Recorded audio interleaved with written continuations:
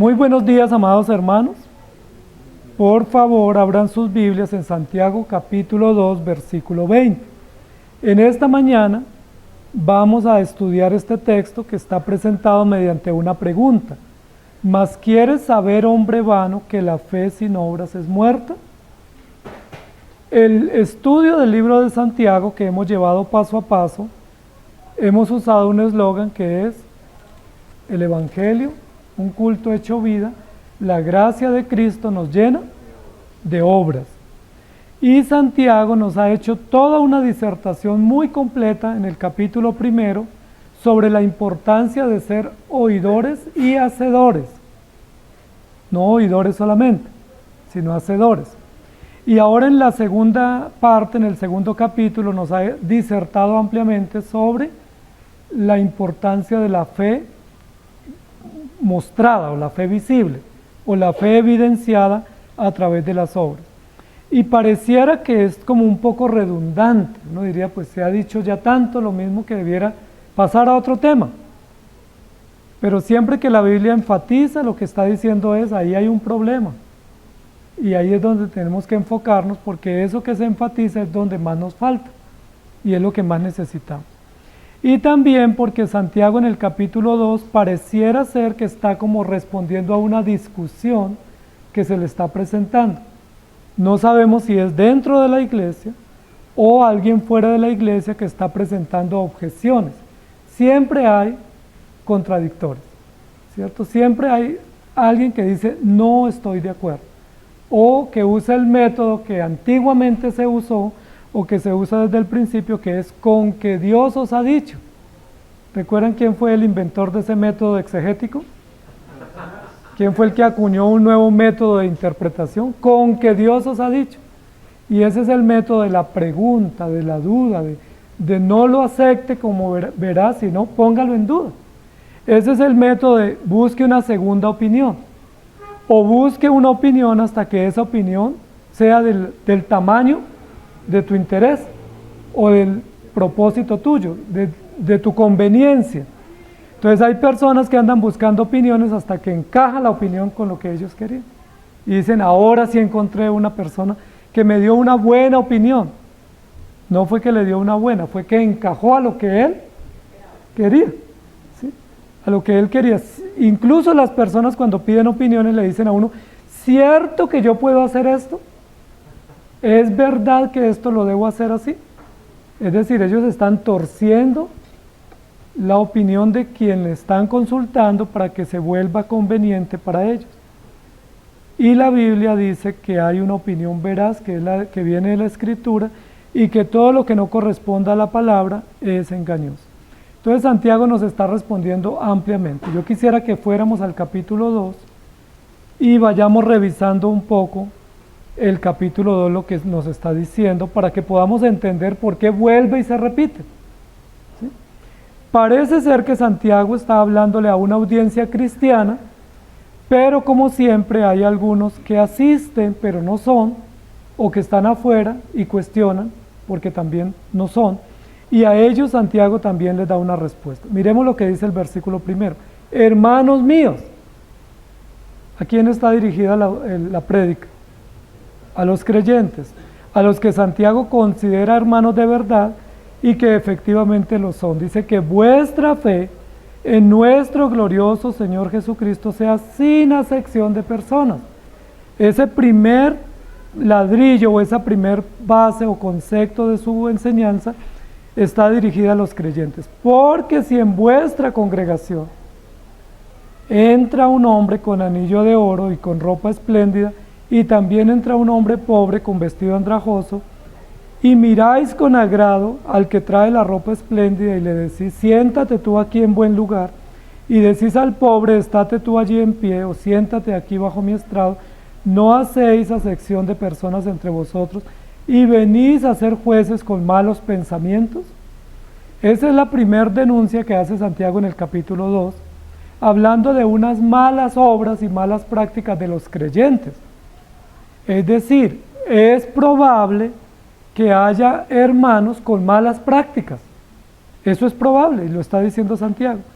Es probable que haya hermanos de verdad, con una fe verdadera, que realmente crean en Cristo, que se congreguen y sean parte de la iglesia, pero que tengan prácticas censurables como la acepción de personas, o como darle honor a uno y desvirtuar a otro.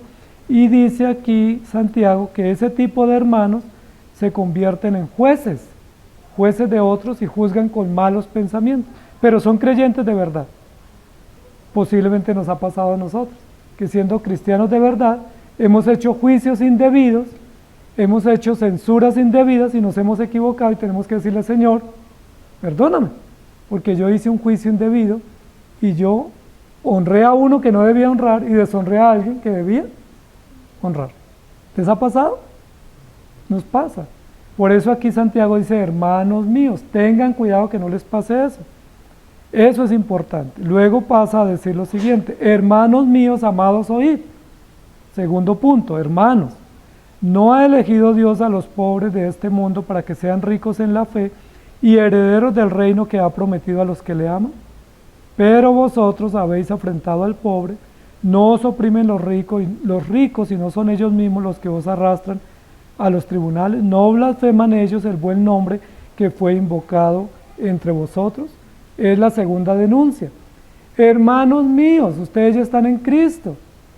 ¿Por qué a veces honramos al rico y deshonramos al pobre y lo que hacemos es maltratar al más necesitado y honrar al que blasfema el nombre del Señor? Ahí hay otra denuncia. La primera denuncia sucede dentro de la iglesia. Viene uno bien vestido y otro mal vestido y hacemos un juicio indebido. Y la segunda denuncia se hace por una posición socioeconómica. Entonces uno tiende a ver al rico como, no, él es digno, él es honorable, porque es rico, es don Julano. ¿Sí? Tienen dones, don Julano. Pero el pobre, ¿cómo lo tratamos? Siendo nosotros pobres, a veces exaltamos al rico, deshonramos al pobre y dice que estamos obrando mal porque los ricos, al igual que los pobres, también afrentan al Señor, pero dice que son los ricos los que están en poder y los arrastran a los tribunales. Es decir, la iglesia estaba sufriendo más en ese momento por parte de los ricos que por parte de los pobres. Porque los ricos no solamente tienen riqueza, sino que tienen poder. Y como tienen poder, pueden causar daño a la iglesia como leyes inmorales, denuncias, persecución y otras cosas. Versículo 8, si en verdad cumplís la ley real conforme a la escritura, amarás a tu prójimo como a ti mismo, bien hacéis. Pero si hacéis acepción de personas, cometéis pecado y quedáis convictos por la ley como transgresores. Santiago está poniendo las cartas amplias sobre la mesa y está diciendo, ustedes que son cristianos, al igual que yo, podemos convertirnos en jueces, y eso es grave, porque yo no puedo ser juez de mi hermano, pero tampoco puede ser juez del incrédulo, porque al hermano, ¿quién lo juzga? Y al incrédulo, ¿quién lo juzga? ¿Y a mí qué me corresponde? Predicar, orar, dar ejemplo, pero no ser juez. Y luego también estás pasando a un segundo punto, y es no solamente somos jueces, sino que aquellos que somos jueces somos transgresores, porque está prohibido ser juez, porque solo hay un juez. ¿Me hago entender? Cada vez que yo me levanto o me erijo como juez de otro, yo estoy siendo transgresor de la ley. Es decir, un violador de la ley. ¿Y qué necesita un transgresor? ¿Qué merece un transgresor? Castigo y muerte. Si es un transgresor que es hijo de Dios, ¿qué debe hacer para poder resolver el tema? Arrepentirse.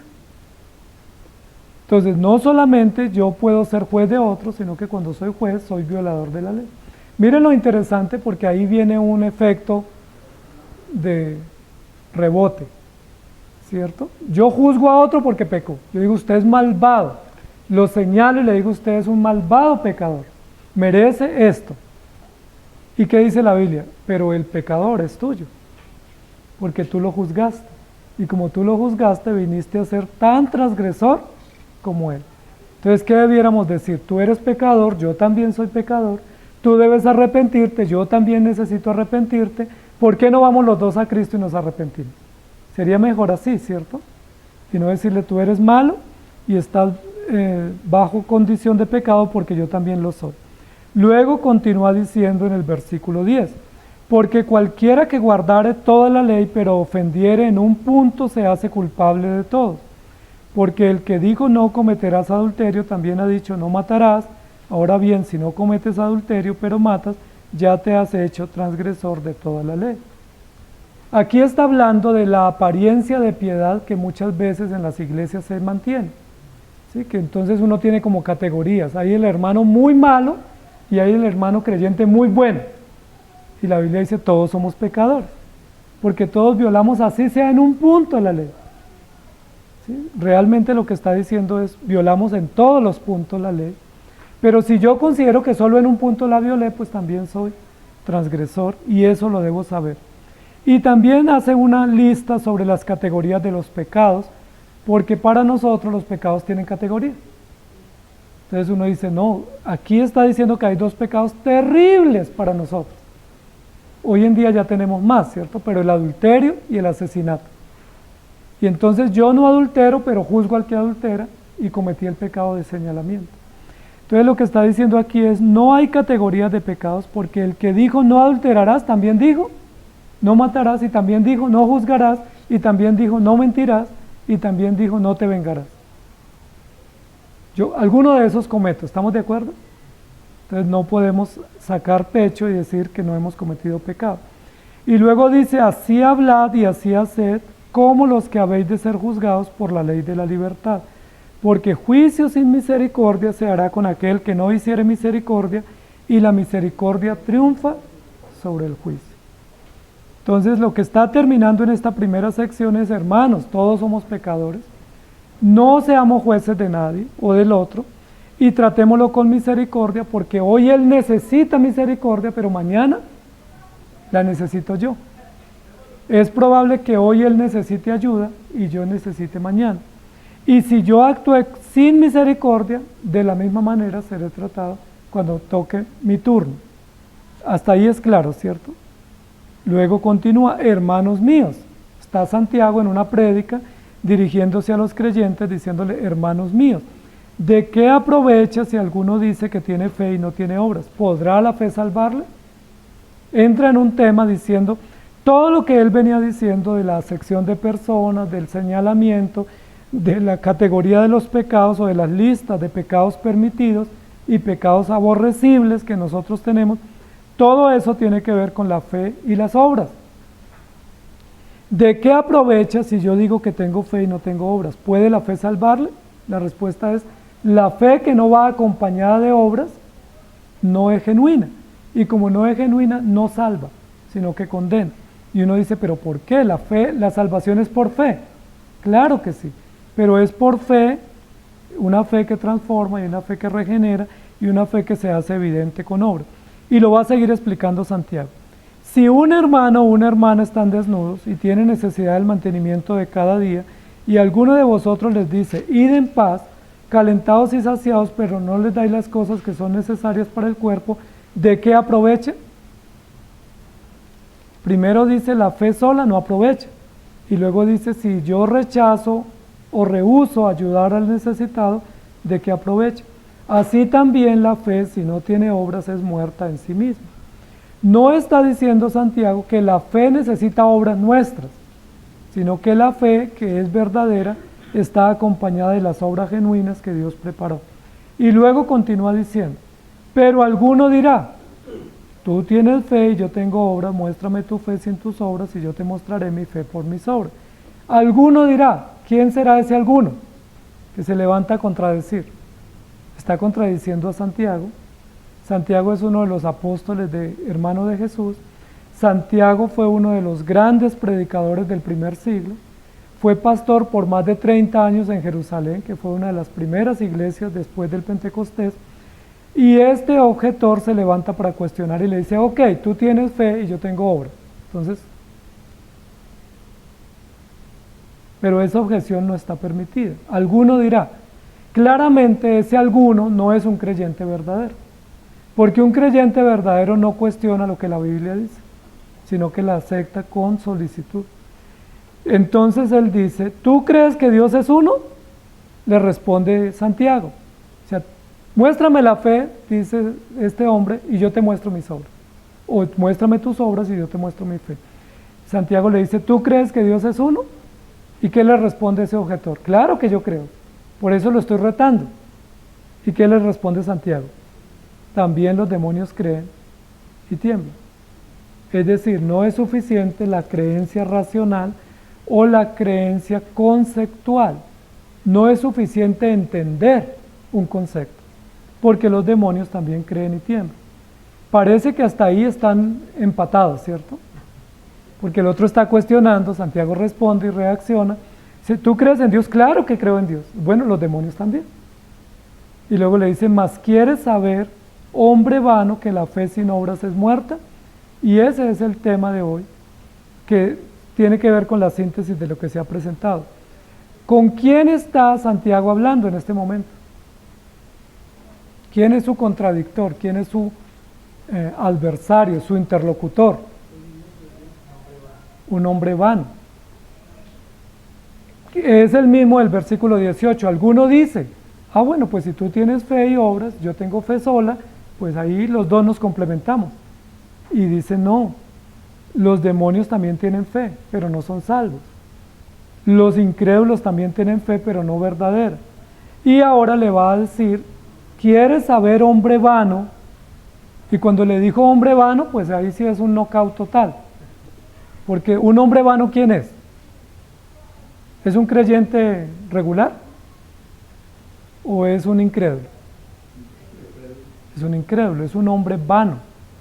Y recuerdan que en Eclesiastés aprendimos que vanidad de vanidades, todo es vanidad. Todo el que se guía por las cosas temporales es vano y no tiene solidez. Y aquí ya no es un hermano. Noten que en algunos lugares decía hermanos míos. Aquí dice alguno que se atreve a objetar y a objetar al predicador inspirado, y él le responde, ¿quieres saber, hombre vano, la respuesta? Lo calificó, lo etiquetó, lo rotuló claramente, tú eres un hombre vano. Aquel que tiene una fe sin obras es un hombre vano, es decir, es un hombre muerto, es decir, no es creyente, no ha nacido de nuevo. Y esto es importante que lo sepamos.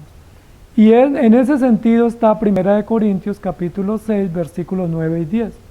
No sabéis, ¿qué dice el texto de hoy? ¿Quieres saber? ¿Quieres saber algo más? ¿O quieres saber además? Y en 1 Corintios 6, 9 y 10 dice, ¿no sabéis que los injustos no heredarán el reino de Dios? No erréis, ni los fornicarios, ni los idólatras, ni los adúlteros, ni los afeminados, ni los que se echan con varones, ni los ladrones, ni los ávaros, ni los borrachos, ni los maldicientes, ni los estafadores heredarán el reino de los cielos. Y pudiéramos seguir en la lista, ¿no? Ahí se cierra la lista de algunos de los hechos pecaminosos aborrecibles que escribe Pablo, pero pudieran ser más. ¿No sabéis? El texto de hoy dice, ¿quieres saber? ¿Qué es lo que quiere enseñarnos Santiago hoy? Que hay creyentes verdaderos, pero que hay impíos que aparentan ser creyentes, pero no lo son. Que en la iglesia visible puede haber creyentes reales y creyentes nominales. Creyentes que tienen fe nominal, es decir, yo soy cristiano porque siempre voy a la iglesia, o yo soy cristiano porque eso aprendí, o yo soy cristiano porque me gusta y me siento bien y ahí a veces dan hasta café, ¿sí? Y me siento cómodo y me gusta. Ese tipo de cristianos nominales es a los que Santiago les dice, o que serían incrédulos, que se infiltran y que aparentan ser. Y es bueno que Santiago nos advierta eso, amados hermanos. Primero, para que no confiemos en nuestras obras. Y segundo, para que no demos por hecho que todos los que están a nuestro alrededor son cristianos. Porque a veces damos por hecho y nos sentimos tan cómodos pensando que todos somos hijos de Dios, pero es probable que en algún caso no. Y en el caso de que haya no cristianos regenerados, sino asistentes o simpatizantes, la Biblia dice, dejen crecer juntamente con el trigo la cizaña. No nos corresponde hacer un concurso para ver quién sigue y quién no sigue en la iglesia. No sabéis que hay personas que están en la iglesia, pero son injustos, son borrachos, son maldicientes, son adúlteros, son avaros, son estafadores. Ellos pueden estar en la iglesia visible, pero la pregunta es, ¿van a heredar el reino de los cielos? No, no lo van a heredar. Pueden ser miembros de la iglesia, pueden estar cobijados con bendiciones temporales, pueden estar dentro de la comunidad, pero son hombres vanos, porque la fe sin obras está muerta. Y a mí me encanta que Santiago nos diga esta claridad, porque no podemos confiar en nuestras obras, ni podemos confiar en los hermanos, porque lo único que podemos confiar es en nuestro Dios. Eso es bueno saberlo. ¿Quieres saber algo más? Que los incrédulos también tienen fe. ¿Y quieres saber algo más? Que los incrédulos también entienden, muchos de ellos, la palabra y entienden la doctrina. Nosotros hablábamos en Santiago de 3 tipos de obras que Santiago nos está diciendo que debemos tener: las obras devocionales, las obras de misericordia y las obras de carácter. Y dijimos que las obras devocionales también las imitan los incrédulos. Ellos oran, ellos leen la Biblia, ellos temen, ellos confían, ellos son devotos. Los demonios también. Recuerden que hubo demonios que le dijeron a Jesús, no nos atormentes, sabemos quién eres. ¿Sí? Sabemos que eres el Hijo de Dios, una confesión de fe similar a la de Pedro.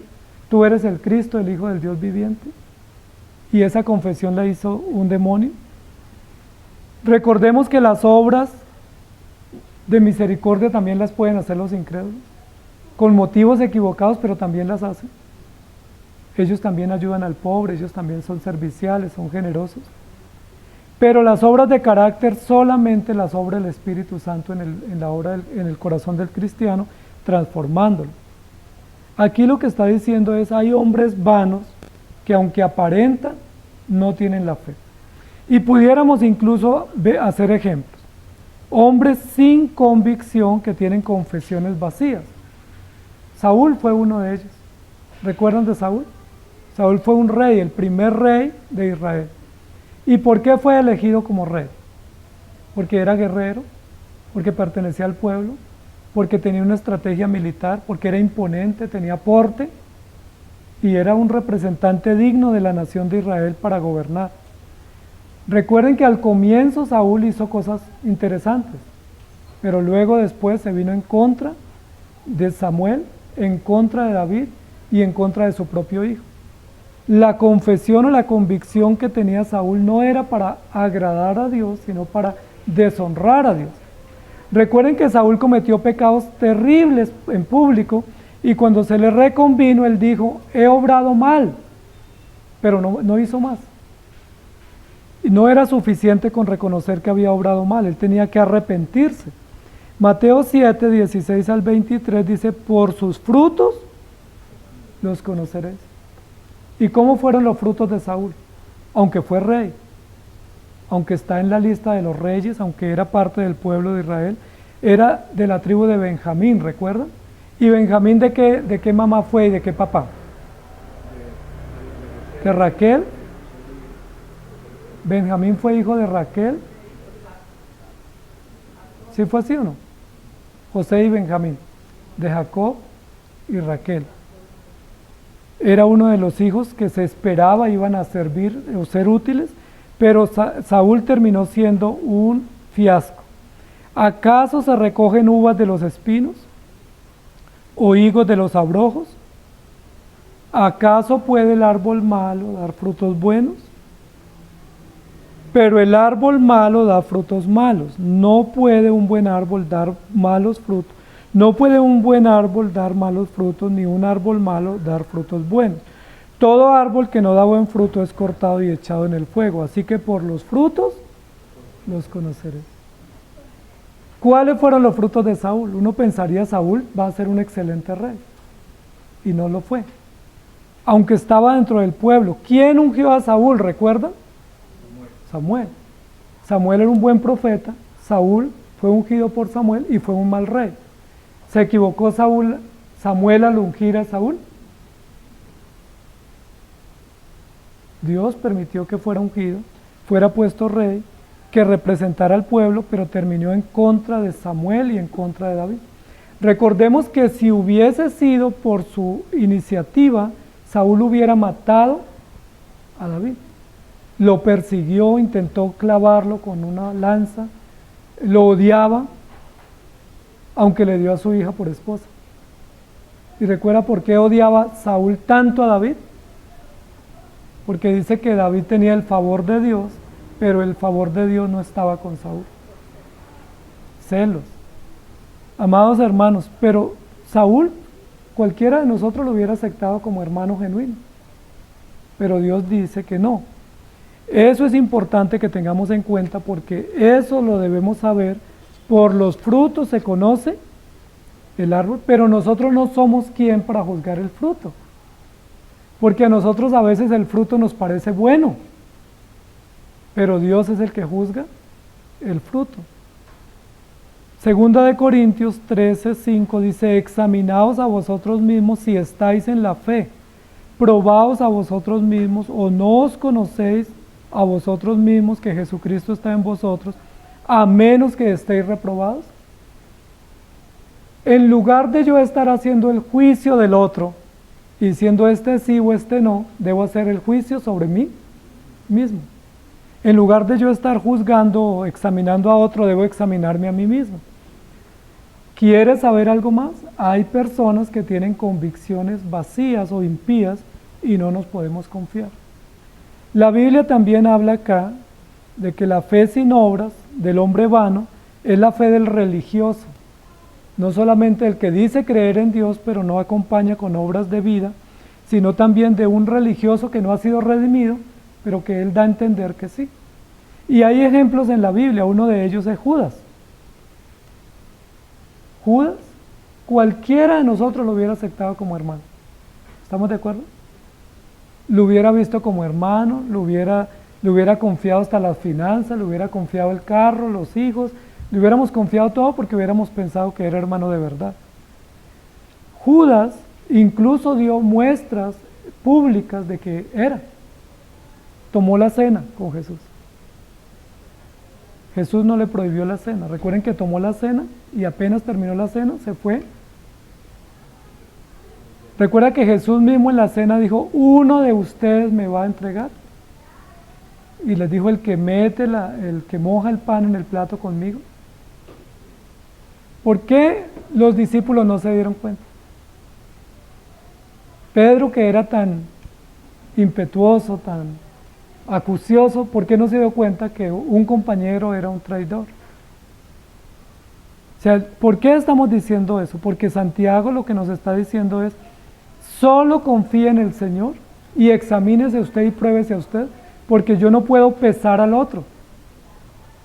Yo puedo dar las mejores referencias de otro, pero puedo estar engañado. Nos ha pasado, ¿cierto?, en negocios, nos ha pasado en relaciones, en amistades, que aquel que decíamos, este es impecable, este es honorable, terminó siendo un estafador o un violador o un hereje. No podemos confiarnos. Al único que Judas no logró engañar fue a Jesús, porque es Dios. Pero a todos los discípulos los engañó. Recuerden que cuando ellos dijeron: ¿seré yo maestro? O sea, ellos dudaron de todos los demás, pero no dudaron de Judas. ¿Por qué? Judas tuvo obras visibles de ser un hijo de Dios, visibles, externas. Se reunía, escuchaba, atendía, no dio problemas, se mostró honorable en el manejo del dinero. Cuando rompieron ese vaso de perfume, él dijo pues que era mejor darle un destino más útil a ese dinero que desperdiciarlo, lo cual sería incluso valorado. Pero Judas tuvo una profesión impía.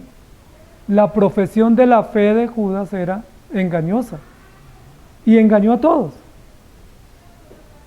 Incluso Judas era de los más cercanos de Jesús. Hemos dicho que Juan, pero la Biblia dice, según el Salmo 22, que fue Judas.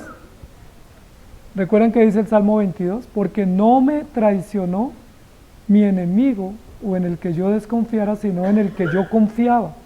El más íntimo que estaba a mi lado, él fue el que me traicionó. Es decir, Judas se ganó la confianza de Jesús y se ganó la confianza del grupo y no fue evidente que era falsa. Por eso dice acá, el hombre vano también tiene fe. Y el hombre vano también tiene moral recta. Y el hombre vano también puede ser un buen religioso. ¿Se acuerdan que Nicodemo hasta el encuentro con Jesús era un hombre vano? Pero era maestro de la ley. Y no sabía que debía nacer de nuevo para tener la salvación. Entonces, amados hermanos, es importante esto que nos está diciendo la Escritura. Porque en cualquier lugar uno le dice a alguien, Dios te bendiga, ¿y qué nos dicen? Amén. Y cuando uno dice, yo soy cristiano, ¿qué le responden? Yo también. ¿Nos podemos confiar con facilidad? No. ¿Podemos decirle, qué bueno que somos hermanos, entonces hagamos negocios? ¿O seamos amigos? ¿O te abro las puertas de mi casa? No, porque debemos ser cuidadosos. Pero aún siendo cuidadosos, podemos engañarnos, porque las obras no las podemos juzgar nosotros y el fruto no lo podemos juzgar nosotros. El fruto lo juzga el Señor. ¿Recuerdan quiénes eran los más admirados en la época de Jesús, de los religiosos? Los fariseos, y los saduceos eran incluso más selectos, porque pertenecían a un estrato más alto. Pero eran los grupos más apreciados. ¿Por qué los apreciaban? Porque eran conocedores, porque eran meticulosos, porque eran rigurosos, porque no faltaban en las sinagogas, porque hacían largas oraciones, eran los que mejor vestían, los que mejor hablaban, los que más sabían, y tenían engañado a toda la sociedad judía del primer siglo, como los más honorables. Pero ¿qué dijo Jesús de ellos? ¿Recuerdan? De los fariseos, ¿qué dijo? ¿Los admiro? Dijo, no, fariseos hipócritas, por fuera bonitos y por dentro sucios. Jesús desnudó a los fariseos. ¿Y recuerdan quiénes fueron los que dieron la orden para la crucifixión de Jesús? Los maestros y sacerdotes de la ley. ¿Y quiénes eran los que dominaban la enseñanza o el magisterio en el templo? ¿Quiénes eran los más selectos maestros de la ley del momento? Fariseos y saduceos. Eran los que dominaban la enseñanza en el templo, es decir, ¿quiénes autorizaron la muerte de Jesús? Los fariseos y los saduceos. ¿Quiénes fueron los que le ponían trampa a Jesús? ¿Recuerdan que ponían infiltrados y le hacían preguntas capciosas? Fariseos y saduceos. Fueron los fariseos los que le dijeron, ¿está lícito dar tributo a César? Y fueron los saduceos los que le dijeron, si un hombre se casa con una mujer y no tiene hijos y luego se muere el marido y así con 7 hombres y no tiene hijos, ¿de quién es esposa en el cielo? Eran saduceos. ¿Sí me hago entender? Nosotros hubiéramos recibido a todos ellos y los hubiéramos hecho miembros de la iglesia. Rapidito. Porque para nosotros el que llega puntual, el que viene bien, el que tiene conocimiento, el que muestra disposición, pues para nosotros es un verdadero creyente. La pregunta es, ¿será que sí o estaremos engañados? No podemos confiar en las obras, ni siquiera en nuestras buenas obras. O sea, no podemos confiar en las obras que nosotros hacemos. Recuerden que la oración del fariseo fue, yo oro y yo ayuno y yo diezmo. Estoy a salvo. Pero no podemos confiar en nuestras obras, solo podemos confiar en la obra de Cristo. Las obras nuestras son engañosas. Uno viene a la iglesia, pero a veces uno viene no con motivos correctos. Entonces, amados hermanos, tengamos en cuenta eso. Mire lo que dice Gálatas 5:22.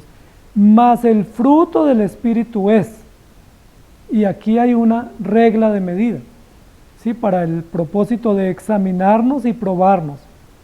¿Cuál es la regla de medida? ¿Tengo el fruto del Espíritu?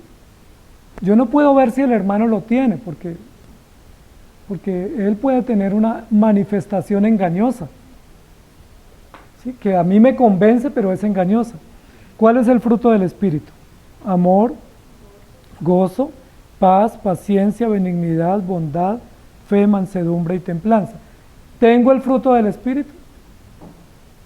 Pero examínese usted, no examine al otro, porque a mí al otro me parece que sí, o me parece que no. Y tanto lo uno como lo otro me puedo equivocar. Soy yo el que tengo que a la luz de la palabra y con la convicción del Espíritu Santo examinarme y decir si tengo el fruto del Espíritu o no. En Juan, en Juan 10, 26 al 30 dice, pero vosotros no creéis porque no sois de mis ovejas, como os he dicho. ¿Y dónde estaban esos que no creían? Metidos en el rebaño, escuchando y beneficiándose de las enseñanzas de Jesús, incluso cuestionando, incluso comiendo de lo que Jesús les repartía y les daba. Mis ovejas oyen mi voz y yo las conozco y me siguen y les doy vida eterna y no perecerán jamás, ni nadie las arrebatará de mi mano. Mi Padre que me las dio es mayor que todas y nadie las puede arrebatar de la mano de mi Padre. Yo y el Padre uno somos. Entonces miren que acá tenemos ya dos claves, ¿sí? Si están tomando nota. La primer clave para poder examinarme es el fruto del Espíritu. ¿Sí? ¿Cómo me examino? ¿Tengo el fruto del Espíritu? No me puedo examinar si voy a la iglesia o no, porque las obras devocionales las imitan los incrédulos. Incluso los incrédulos son más fieles. Cuando ustedes antes no eran cristianos, eran más fieles en su religión. Les aseguro. Iban a reunión o a misa todos los días, hacían penitencia, hacían el rosario, eran mucho más fieles, incluso, que ahora que somos cristianos, en obras devocionales. No nos podemos evaluar por obras de misericordia, porque esas también las imitan los incrédulos. ¿Por qué nos podemos evaluar? Por lo que ellos no pueden imitar, y es el fruto del Espíritu. ¿Tengo el fruto del Espíritu? ¿Ya tomaron nota? La segunda manera o el segundo indicador para poder evaluarnos es: escucho y estoy atento y dispuesto y sumiso a escuchar la voz del Señor, porque solo las ovejas oyen la voz de Él y le siguen. Estoy dispuesto cuando yo tengo una necesidad, cuando estoy en pecado, cuando estoy en tentación, cuando tengo una angustia, anhelo escuchar la voz del Señor. O sea, deseo pedir el consejo de la palabra, deseo escuchar lo que el Señor dice para mí, y eso que el Señor dice lo recibo con solicitud, ¿o no? Recuerden que Adán y Eva escucharon la voz del Señor, pero fueron al consultorio enseguida a pedir una segunda opinión. ¿Y cuál les gustó más? Porque ellos querían justificar su decisión. El que no es oveja no escucha la voz del Señor. Él pide opiniones en todo lado y termina sacando conclusiones. Pero el que es del Señor dice, la Biblia dice, esa es la voluntad del Señor, no hay otra opción. Sea que me guste o no, es la voz del Señor. Y el tercer indicador para evaluar y examinarme a mí mismo es si permanezco en la fe. Porque la Biblia dice que el que persevere hasta el fin, que solo el que persevere es un hijo de Dios. Los incrédulos no pueden perseverar porque ellos perseveran en el pecado. Entonces ellos perseveran periódicamente. Vienen un año, vienen 2 años, son constantes, los vemos bien y luego después se van y su estado postrer es peor que el primero. ¿Lo dice la Biblia? Salieron de nosotros, pero no eran de nosotros, porque si hubieran sido de los nuestros, o sea, no de los nuestros de la iglesia local, sino de la familia del Señor. Viene a mi mente uno que se llama Alejandro el Calderero. Vendía calderos, vendía ollas. Era Alejandro el Calderero, era un orfebre, era un hombre que comercializaba ollas, pero ollas finas. Y ese hombre estuvo con Pablo y acompañó a Pablo y perteneció a la iglesia y fue útil en un tiempo, pero luego se vino en contra de Pablo y en contra de la fe y en contra de la verdad. ¿Recuerdan qué dice Pablo de él? lo quedó escrito, ¿no? Porque Alejandro el calderero me ha causado muchos males. El Señor le pague conforme a sus obras, que eran malas. Es decir, que Dios se lo pague. Me ha hecho mucho daño. Siendo un buen compañero en un momento, terminó siendo un gran adversario de Pablo, Alejandro el calderero. ¿Recuerdan? Amados hermanos, ese fue casi un demonio en medio de la iglesia, igual que Janes y Jambres, e igual que Himeneo y Fileto. No le vayan a poner a sus hijos nombres así ni a sus nietos. Ni Demas, que también abandonó al Señor amando este mundo más que las cosas del Señor. Pero estuvieron en la iglesia, estuvieron con Pablo, nada más que con Pablo. Participaron, oraron, disfrutaron de la fe, caminaron un tiempo y luego se vinieron en contra, blasfemaron. Recuerden que algunos de ellos dijeron que ya la resurrección de los muertos se había efectuado, una herejía, y fueron expulsados de la iglesia. Así como ellos, nosotros conocemos personas que han estado un tiempo y luego se apartan y se van a condiciones peores. ¿Eran creyentes o no? Pero ¿por qué cuando estuvieron nosotros pensábamos que sí?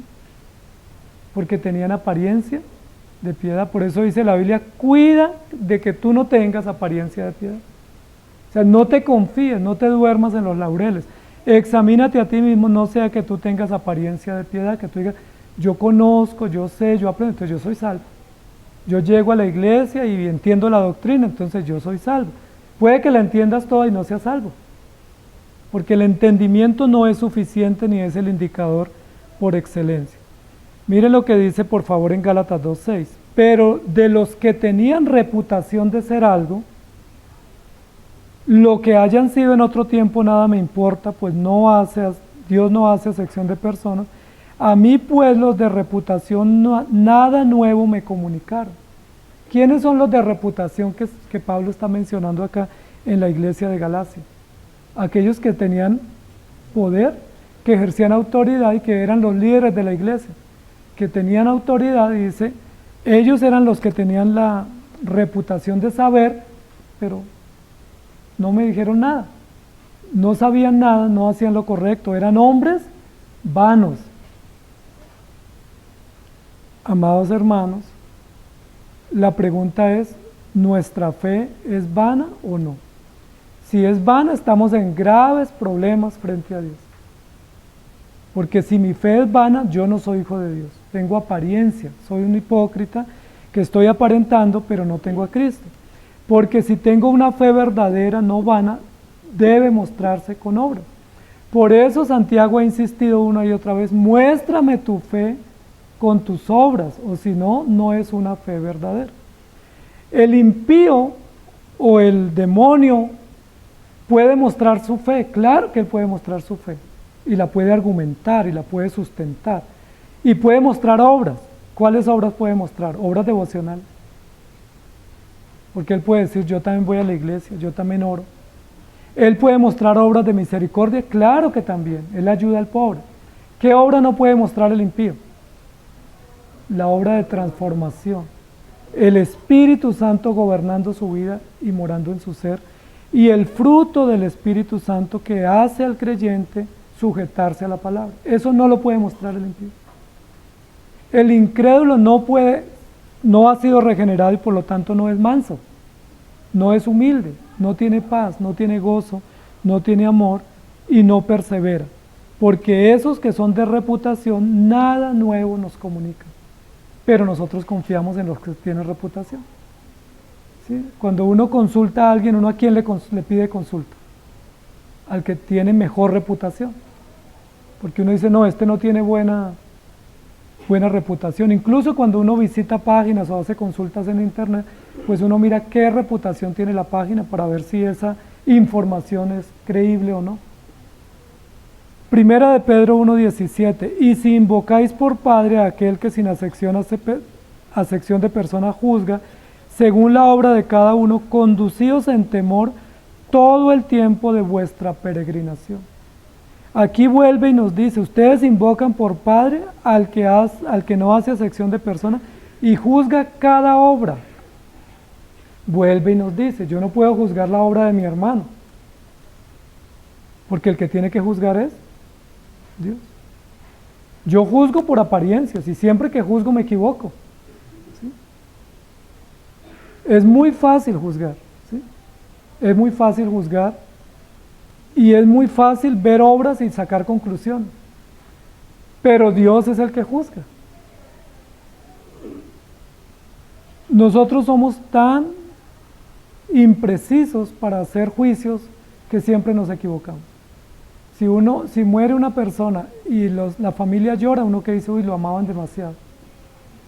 Y si no llora, dice, no lo quería. Si se queda sin casar la viuda, dice, es que le guardó luto porque lo amaba mucho. Si se casa rápido, eso estaba arreglado. O sea, nosotros ya estamos haciendo juicios y no entendemos. Cada uno enfrenta sus duelos distintos. Cada uno enfrenta sus procesos distintos. Cada uno enfrenta sus desafíos distintos. No somos iguales. Hay diversidad de operaciones, de acciones y de reacciones. Y el hecho de que llore no significa que ame. Y el hecho de que no llore no significa que no me duela. El hecho de que sea efusivo no significa que sea muy emocional. Y si no lo soy, que no tenga emoción. ¿Sí me hago entender? Porque somos tan rápidos para señalar. ¿Sí? No vemos al hermano en la iglesia y decimos, mínimo, se fue antes del fin de semana que era puente. Posiblemente tuvo una circunstancia. Somos muy fáciles y aquí lo que dice es, ¿quién es el que juzga la obra de cada uno? Dios. Y eso a mí me gusta porque quien me va a juzgar a mí es. Por eso hay un texto en Romanos que dice, ¿quién los puede acusar a ustedes? Ni siquiera Satanás. Porque aunque la acusación que Satanás presente ante Dios fuera real, él es padre de mentira y tuerce todo, pero aún si él dijera, mire, ese hijo tuyo está desanimado y fuese real, pues esa acusación no prevalece porque el Señor dice, no te preocupes, yo estoy con él. O ese hijo mío está en tentación o cayó en pecado. Satanás puede decir eso y puede ser real. Pero ¿qué dice el Señor? Yo estoy aquí para levantarte. Yo no te dejaré. Satanás nos puede acusar como diciendo, este es un adúltero, así hicieron con la mujer, ¿no? Fue descubierta en el acto mismo del adulterio. ¿Y qué dijo el Señor? Ni yo te condeno, vete y no peques más. Es importante saber que la obra nuestra la ve el Señor y Él es el que la juzga y que por eso no podemos confiar en las obras de los incrédulos porque no las podemos juzgar. Si nosotros pudiéramos juzgar la obra de una persona, a muchos los honraríamos y a otros los deshonraríamos.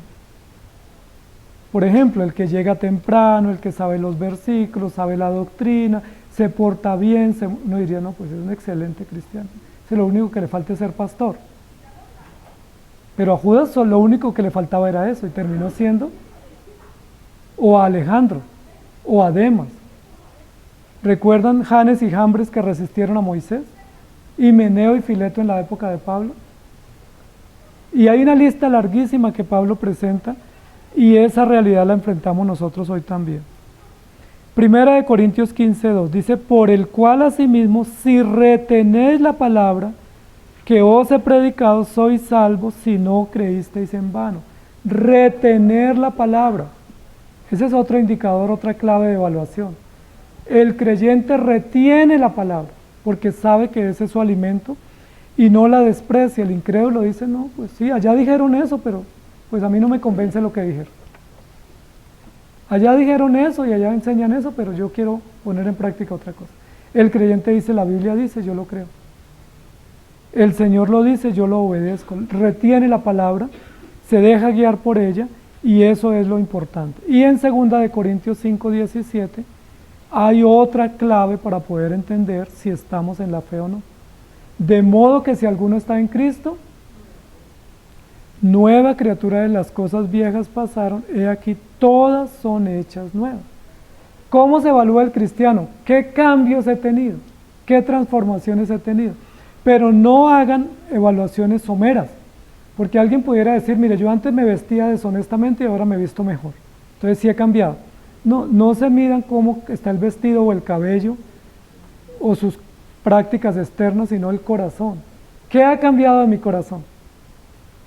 Porque recuerden que cambiar la apariencia es fácil, pues uno simplemente cambia de look.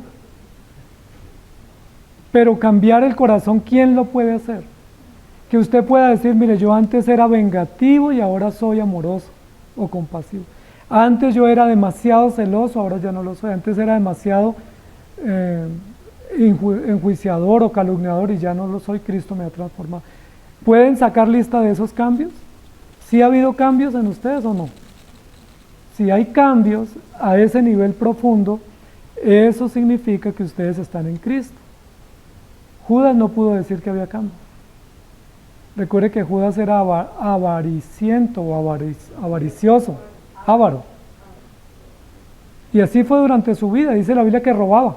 Por eso era tesorero, porque robaba. Y cuando este vaso de perfume lo rompieron, él estaba pensando en su dinero. Pero, ¿cómo entregó a Jesús? Por dinero. Aún en su momento final estaba haciendo negocios ilícitos con Jesús. Comía en el plato con Jesús, se recostaba en Jesús, pero estaba negociando a Jesús por 30 piezas de plata. ¿Cómo les parece? Pero estaba en la iglesia y era uno de los discípulos, tenía cargo oficial. Entonces lo que estamos diciendo es, si no hay cambios verdaderos, yo no puedo estar confiado. Si no hay cambios profundos en mi corazón, no puedo estar confiado. Y esto es importante, amados hermanos, porque si usted detecta que estos indicadores no se están dando en su vida, lo mejor que usted debe decir hoy es, Señor, ten misericordia de mí, regálame la fe, dame la salvación. Yo no quiero perderme. Porque yo no quiero ser uno que visiblemente está en la iglesia, pero que en el día del juicio el Señor diga, apartado de mí, no te conozco. Recuerda que Jesús dice eso, y muchos le dijeron, pero si íbamos a la iglesia e hicimos milagros. Y decían, Señor, Señor, hicimos esto, y Él les dice, no los conozco. Entonces la fe genuina, amados hermanos, es la fe puesta solo en Jesucristo. Pero solo en Jesucristo para vivir y disfrutar de la transformación, para escuchar su voz, para someternos a Él, para vivir por la acción del Espíritu Santo y para perseverar hasta el final. Esa es la fe verdadera. Si la fe verdadera se traduce solo en ritos, no es verdadera. O sea, no diga usted, como yo tomo la cena, yo soy creyente. Como yo leo la Biblia, soy creyente, porque esa no es una prueba profunda. Es importante saber eso y tenerlo en cuenta. Hay personas que se confían diciendo, no, es que yo voy a una iglesia de sana doctrina. No es garantía. Es que yo voy donde un pastor que enseña bien, no es garantía. Es que yo estoy con un maestro que me instruye bien, no es garantía. Es que yo me esmero por tener un buen concepto de doctrina, no es garantía. ¿Quién es la única y suficiente garantía para que nuestra fe no sea vana? Jesucristo. Que en privado y en público esté usted sumiso a la palabra, rendido al Señor, que usted tema al Señor y que usted sepa que está en la presencia del Señor. Ese que vive en función del qué dirán, ¿sí? Es que yo estoy lejos, nadie me ve, yo puedo actuar de cualquier manera y me porto bien el domingo, ese es hombre vano. ¿Sí conocen algunos? Que cuando están allá en el trabajo o con sus compañeros, ¿cómo se portan? Se portan como agentes secretos del Evangelio, que nadie sepa que soy cristiano. Y comparten todo y toleran todo porque pues yo no quiero desentonar. Pero ¿cómo se portan el domingo? Excelente. ¿Cierto? Se ponen el overol del domingo, ¿sí? Que es el overol de la ropa santa y la ropa digna. No son hijos de Dios, son hombres vanos, porque el hombre creyente sabe que Dios lo ve en todo momento y circunstancia, y sabe que debe vivir para Dios y escuchar su voz en todo momento porque Él es auténtico, y sabe que no puede esconder. Un hombre vano se acerca al Señor haciendo confesiones, Señor, si es que de pronto yo te he ofendido en algo, Señor, si es que yo te ofendí, ayúdame. La Biblia dice que el pecador se acerca diciendo, Señor, ten misericordia de mí, porque soy pecador. He hecho gravemente contra Dios y he ocultado mis pecados delante de Dios. Miren, interesante, amados hermanos, que en el libro de los Salmos hay muchas oraciones donde se desnuda el corazón. Y uno de esos hombres más honestos fue David.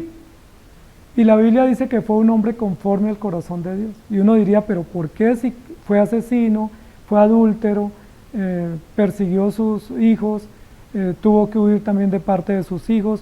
Sucedieron tantas cosas, tuvo un hogar desordenado. ¿Por qué fue un hombre conforme al corazón de Dios? No fue porque no pecó, porque hay mucho registro del pecado de David, sino porque siempre que él pecaba, a excepción del momento donde fue expuesto, a partir de ahí entendió que tenía que confesarle a Dios antes de que Dios lo sacara a la luz. O sea, debiéramos pensar eso, o sea, yo ya pequé, ofendí a Dios, esto va a salir a la luz, lo mejor es, me adelanto, le pido al Señor que me perdone, soluciono con el Señor el tema antes de que salga a la luz, porque cuando salga a la luz me toca arrepentirme también, pero ya fui humillado públicamente. David aprendió que en cualquier momento, soledad, temor, angustia, tristeza, el Señor es mi pastor, nada me faltará. Aunque mi padre y mi madre me dejaron. Ahora, los padres de David no lo dejaron, pero David sí dejó a sus padres, a sus hijos. Fueron sus hijos los que sufrieron esa consecuencia, pero él dice, yo estoy con el Señor. Entonces, amados hermanos, ¿quieren saber si su fe es vana o es genuina? Les di 5 claves, ¿las tomaron? 5 claves para evaluar y examinarnos si nuestra fe está. Ahora, no le vaya a aplicar ese cuestionario al hermano o a su pareja. Que usted se lo aplica a su pareja o a su hijo, pierde el otro. Nos toca es aplicarlo individual. Esta es la encuesta, estos son los indicadores, Señor, yo quiero examinarme. Me voy a probar para ver si estoy en la fe o no estoy. ¿Y cada cuánto hay que hacer esa examinación? Todos los días, Señor, yo quiero saber si estoy, porque si no persevero, si no escucho la voz del Señor, si no hay cambios, si no ha habido transformaciones, la pregunta es, ¿soy un fariseo más?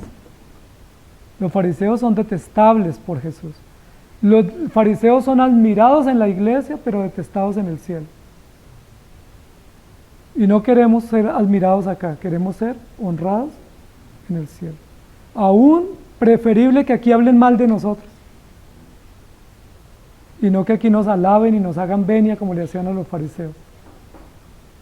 Y que en el cielo el Señor nos diga, no te conozco. Señor, gracias por tu palabra. Gracias por ayudarnos a examinar nuestra fe frente a ti. Gracias por mover nuestra conciencia a no estar cómodos, por sacudirnos, por no dar por hecho que simplemente porque estoy en la iglesia y soy bautizado y tomo la cena y sé la doctrina, ya estoy a salvo, sino que examinemos y probemos sólida y profundamente nuestra fe ante ti. Y te rogamos que nos ayudes, Señor. Y si alguno de nosotros que está hoy aquí no puede en esa examinación sacar un buen resultado, ten misericordia, Señor. Auxílianos. Tenemos la oportunidad hoy de ir a ti. Tenemos la oportunidad hoy de arrepentirnos. Tenemos la oportunidad hoy de volver a la senda. Tenemos la oportunidad de retomar, porque a veces nos llamamos hijos tuyos y no somos hijos tuyos. No queremos ser religiosos camuflados, no queremos ser hombres que tienen confesiones y profesiones falsas, no queremos tener un cristianismo engañoso, no queremos tener una fe vacía. Líbranos, Señor, ayúdanos a que nuestra fe sea sólida y robusta y que esté fundamentada solamente en ti. Ayúdanos, Señor, a ser cuidadosos y a ser celosos y a que estemos firmes, fuertes y fructíferos, porque esas son señales de una fe verdadera. Solo el cristiano por la obra tuya está firme en Cristo y en la iglesia. Solo el cristiano por la obra tuya está fuerte, robusto en su fe y en su práctica y en su dependencia del Señor. Y solo el creyente por la obra tuya es fructífero y da frutos para ti, para que tú los evalúes y los recibas y seas tú el que apruebes o desapruebes. Ayúdanos, te lo pedimos. No nos dejes confiar en nuestras obras, no nos dejes confiar en las obras de otros, sino ayúdanos a confiar solamente en tu obra y a tener esperanza. En Cristo Jesús. Amén. Que el Señor les bendiga, queridos hermanos.